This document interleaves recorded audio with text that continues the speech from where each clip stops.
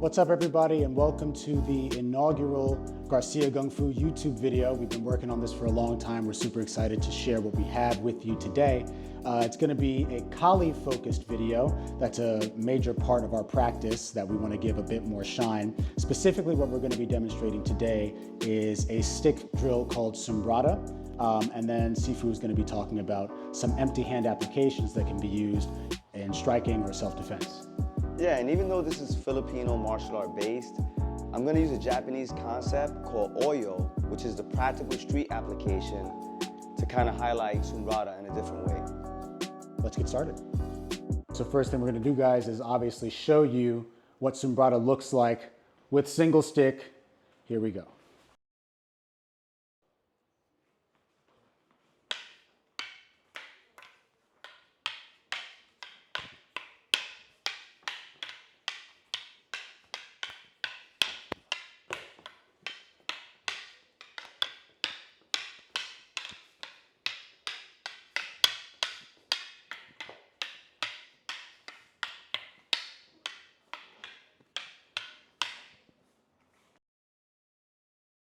So that was single stick Sumbrada, pretty intense looking. Obviously, we both spent a lot of time practicing that, him more than I. Now what we're gonna do is slow the drill down, take out different beats of it so Sifu can show you which moments of Sumbrada have some really cool oyo, as we spoke about. Yeah, when we start Sumbrada, we typically start with an angle 1. So Justin comes in with an angle 1, and my response is gonna be the roof block. Okay, I step back, 45-degree angle, nice high block with an inside hand checking. Now, if we were to do that in an empty hand situation, practical overhand strike, this wouldn't make too much sense, okay? But if we move in, it's gonna make a lot more sense. So if Justin attacks and I come in with a nice cover, and now I open my frame, this is way better. I can come back with knee strikes, I can take Justin down, and I can finish him with follow-ups. Okay? So it's the same concept, except we're moving in. Instead of just simply crossing over, we're gonna cover block. Nice strong cover block. Now we open that cover block, we have a frame, and we can finish. Okay? That's the application of the angle 1 roof block. Now in the Sumbrada form, we have another angle 1 attack, but instead of going away in this manner, we cross here. We call it a stick pass. In this technique, as Justin comes in, my stick hits first. Then, as I angle away, I cross and pass it through with an inner check. So Justin attack, block, swing, and check. I call it stick pass.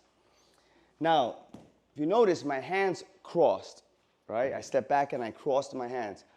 How we apply this in a real fight? Well, if Justin were to throw a straight punch, I would zone and try to hit the nerve.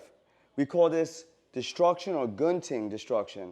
I'm gonna hit him to the eye with the sungat and then follow up with any techniques, usually elbows, knees on the inside. So we'll do it one more time. So Justin attack, I destroy, I come in with my defense, okay? Slowly, 1, hitting the brachial nerve. Notice that I'm slapping in practice, but in reality, I would use the inner knuckles. And what I'm doing is I'm hitting the brachial nerve of the inside arm. As I hit that nerve, I'm going with the eye jab right into the eye, trapping the arm. I meet this resistance, and I follow up with inside attack. And that's a practical application of the stick pass in Sumbrada. I also wanted to make note that Sifu was doing something unspoken, but that is super important to trapping in any art, which is zoning to zero pressure, right? So if Sifu punches me and I trap inside and I'm here, well, sure, his arm is between my arms, but I'm still in front of all his other weapons. So to make it more effective, I zone to zero pressure, as in where there is no forward pressure against me. Sifu now has to turn in order to renew his attack, at which point trapping becomes an option. The third technique in Sumbrada is what I call the dropstick. Against an angle 4 attack, I'm gonna sector and do a downward block, hitting with both the stick and using my hand to stop the attack, okay? So the attack's moving to the side, and I had this drop energy. This is perfect in empty hands for attacks to the body, such as the roundhouse kick. Now, in Filipino martial arts, we have this concept called destruction, where we use our elbows, our knees, and our hands to destroy incoming attacks. I showed you earlier with the gunting and how we could destroy the brachial nerve of a punch. In this case, we're gonna try to damage the leg, okay? So as Justin kicks, I use my knees, and with this sandwiching motion, I try to smash it, right? So rather than just block, I destroy. Kicks the other side, I destroy. In practice, we like to aim for the thigh, but in application, it will be knee strike. And that's a practical application for Dropstick. The fourth technique of Sumbrada is what I call the Wingblock. Against a thrusting attack, I'm gonna sector and deflect the stick using mine, checking the hand and countering on the inside. Notice how I kind of deflect and attack. This is perfect for deflecting punches on the inside. So if Justin were to punch me on the inside, I would deflect, but now my elbow is nearby. I can check and counter. One more time, a little faster, 1, 2. Now, we can do it to the outside against a high punch, deflect and elbow, or deflect and attack with the hand. And that would be a practical application for Wingblock. The fifth and final technique of Sumbrada is called a Shieldblock. Against an angle 2, I'm gonna shield using my stick and countering. Once more, against the angle 2, I shield and counter. I love this against hook punches, tight hook punches. If Justin were to attack and I block, I have a perfect opening for a hammer strike, okay? He would attack, I counter, and that'll be a perfect application for Shieldblock.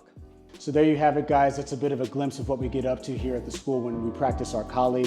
One of my favorite aspects of it is the economy of motion that's involved. So wherever my hands, knees, elbows are, any part of my head, any part of my body that I can hit with, that's where I hit from. And it makes it, I think, a lot more interesting for self-defense because I don't have to worry about resetting to a traditional boxing stance. I can just chuck something up from wherever it is.